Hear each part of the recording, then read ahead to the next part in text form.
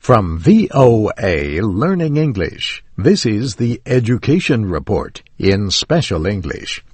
Students and teachers are busy with the new school year in Mali and throughout West Africa.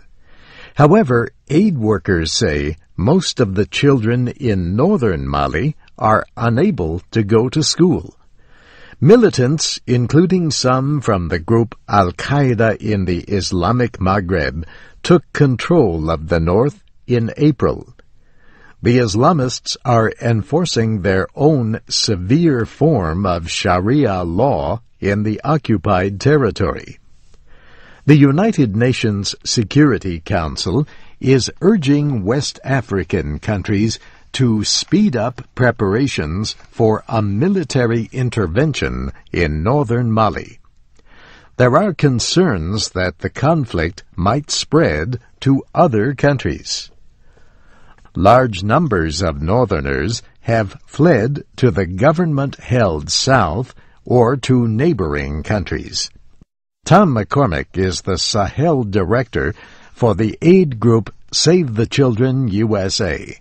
He says there has not been enough information from northern Mali to fully understand the situation. We're concerned that funds that need to be made available to assist children, particularly those who have been displaced by the fighting, have not been made available, especially for education in this emergency response that we and other actors on the ground here are trying to respond to. Save the Children is part of the Education Cluster, a group created by the UN to coordinate the emergency response in Mali.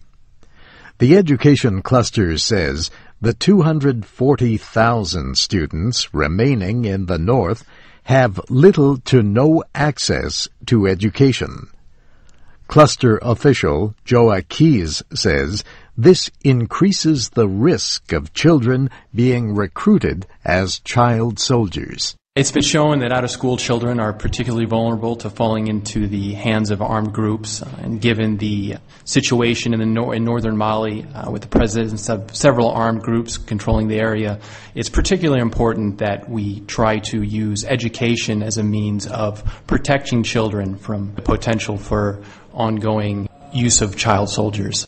Human rights groups say the Islamists are actively recruiting children as young as 12 years old.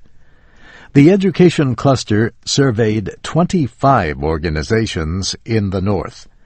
3/4 of them said local schools had been vandalized or destroyed. Half reported that teachers had fled to the south, and 1/3 said armed groups occupy schools. Save the Children also says flooding has affected an additional 60,000 children across Mali. Yet, financial assistance for the country remains low. Joa Keys says last year's humanitarian appeals process met just 4% of the goal.